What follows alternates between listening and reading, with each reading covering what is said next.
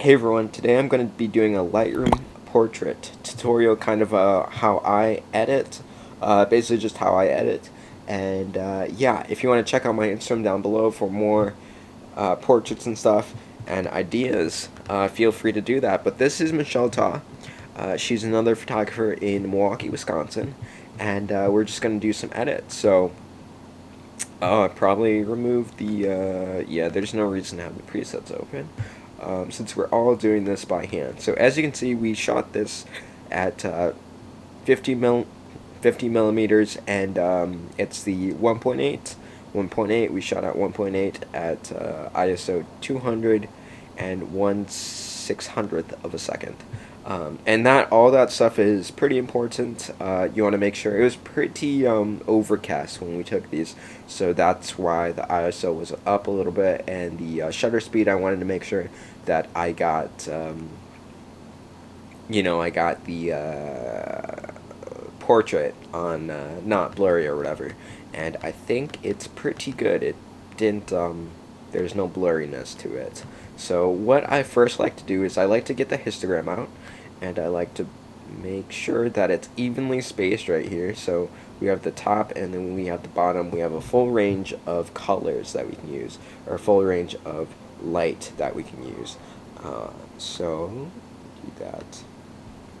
Now, can talk a little bit about the edit a little bit, but what I'm going to do, so it honestly it was pretty already pretty exposed, but what I like to do is I like to make sure everything's up beforehand, and you want to make sure that, I'm sorry Michelle that I have to do this, but usually what I do is I make sure 100%, the main goal is to have the face, usually crop in and check the histogram to make sure that it's spaced out. So I'll do that one more time so that you guys can see that. But usually I do that, make sure this is all spaced out. So that means that it's a balanced exposure so that you can do other things. So I usually use the tone curve quite a bit. Do the little S curve, but I don't do it where it's like crazy, crazy. And I don't think we're gonna do too much of insane edits. I'm gonna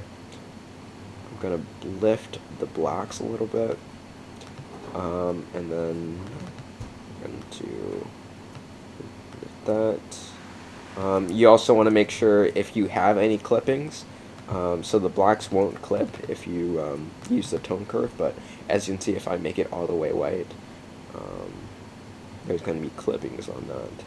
So it is a little darker than I like, but highlights, white, okay, so that looks fine.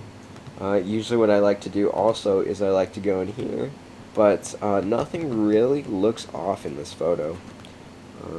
Sometimes something looks off. And this is just a Lightroom edit, so we're not going to do anything too fancy. Maybe, let's say, I kind of feel like, let's see, let's crop that in a little bit. It is a little bit red on her face, so I think I'm gonna minus, like right here on her hand. I don't know why it's so red. Let's try. So usually with the white balance, what you can do is you can take a person's eye, and that's usually a good indicator of light white balance. But the color here is really, wow. We're just gonna leave it at auto and then adjust from there. Sometimes I also do eye lightening, and if you guys didn't know, I'm more of a commercial photographer, so that's kind of why I do the lightening. I usually put some blue tints in there. Sometimes I used to go really crazy. I used to go 20, but now I think just a hint of it is good. You want to make sure that you go down to lens correction, and you can put this in a preset. You can get your lens correction right in there from the start. Don't need a transform. There's no architecture really, but we can line it up. So we can line this up with that one, which is good. I don't know. We have some cooler photos than this one. This one's pretty cool, but well, this one actually is pretty cool. Actually, now that I think about it, um, but you don't want to obstruct the actual color too much. What you can do is you can brighten up. I usually find the greens sometimes make it look really nice. So we can do some. I guess we can do some highlighting real quick here. Um, I used to have a Wacom tablet, and I need to get my Wacom tablet fixed, my pen fixed, um, or one a new pen so that I can actually do this properly. Um, Saturation down just a little bit, and then usually what I like to do also is I have this preset called Iris Enhance, and another great photographer you guys should check out is Jessica Cabasi. She does great portraits. She's pretty big on YouTube, and you know, it's not, these weren't fully exposed. So let's go back in here and make sure something looks off about that. Hold on. This looks way too bright. Way too bright. Way too bright. Okay. Okay, so that. I also do some acne cleaning when I'm actually doing it with clients. Like I said, she's a photographer, so I was just meeting up with her, talking. Actually, I believe this was the first time we met. So this one looks alright. It's looking a little dark, so I'm gonna bring up the exposure just a little bit. So that's one edit. Let's see, what are we doing for time? 7 minutes? Wow. Okay. So this one's, I believe, is already edited. So we're gonna go back in here, like you can see right here. So what you do in this situation, usually you want to get the exposure right, but if it's a really good photo, if you want, there's sometimes where there's no going back, you can't save it, but if it's an action shot, it really depends on what kind of shot it is. If it's an action shot and you need to boost up the ISO, I would say it's necessary to do that, but otherwise you should try and get your exposure right. So my exposure was not right in that. I was shooting way too fast, and I think that was the problem. That was definitely the problem. I could have gone to 200th of a second at maybe like 400 ISO and would have been okay. So what I do here again is I'm gonna try the eye. Sometimes the eye doesn't work, so there's way too many reds, and sometimes you can also counterbalance this by the tone curve. Sorry if I'm using a lot of terminology. Let me know for the next video if you guys want less terminology and me explaining stuff. But let's see, do the classic S. And the thing with presets too, also I just released my presets, is you can easily just copy and paste these ones if there's more photos to this set.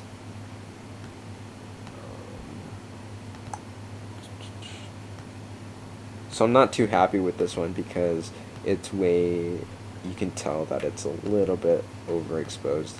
Let's see what we did here. It's basically just correcting whatever I just did. Let's see. Tone curve. We gotta go under contrast. And usually I frame inside of the rule of thirds as well.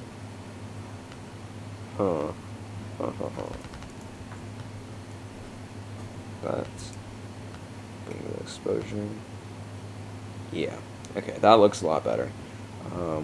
Even though we are still missing a bunch. I think the highlights were just going crazy that day too. As you can see, we are already getting clipping. Let's try and do that. Yeah, that looks really bright. Maybe it's not as bright as I think. Let's go into lens correction. This sometimes helps out. Okay, that.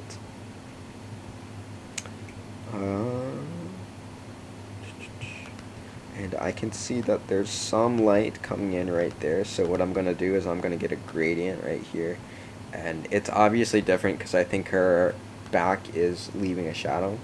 Um, so you basically want to make the eye so the eye looks at this and it kind of goes up around. I don't know if I really like that much. Let's say that looks good. Uh, Sometimes you just got to play around with it too. And what I like to do actually too is get on the view tools. It should be toolbar, or you can press T. What I like to do is actually zoom out. So you can physically zoom out, like you can physically look on your chair, or like look away from afar. But what I like doing is also going and zooming out this way, and then you can kind of see what it looks like. So I think a bigger crop would actually be better, because there's so much room not utilized unless that's what I'm going for. And the other thing is it's really depending on what you're going for, like what you're trying to mean with it, and I would best advise doing it in camera so that you don't have to do this cropping. But I don't know what my thought process exactly was in this. So this was I took this in September, September. Um, so that's one photo, and then this photo. So I believe this one's edited pretty decently, but yeah, so completely different from what it looked. Overcast again, and let's remove this because we don't need to see this, you guys. So brighten up the colors, do a little bit of this, going to crop, and then we're going to go hit this aspect right next to aspect, make sure that the face is exposed pretty good. Sometimes you can adjust inside, and that will give you good results. Let's see. Make it flat. And don't be surprised when you get out of that mode. You might need to adjust other things. So it looks okay. Let's go into calibrations. Let's change this more to a colder look. That. Dude, actually, these ones actually turned out really good. I don't know why I didn't share these. Yeah, so basically in college, I just like read a lot of stuff. Like I still went to, still partied a little bit, but this was freshman year, so partied, hung out with friends quite a bit.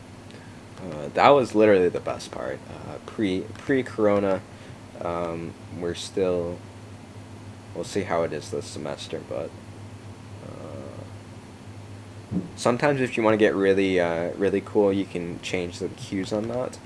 Sometimes I like to do that better in Photoshop, but that's for a different video. If you guys want to see that, edit onto Photoshop, kind of like the top there. And like I said, I also do the color enhance on most images is as well for commercial and model photographs. But as you can see, this one I believe was also done at f1.8. I don't know what I was thinking that day, but so I don't know, I'm honestly pretty happy with this. Make sure to turn on lens correction so that you don't get, well, I kind of like that vignette, but I think this could be cropped in a little bit better.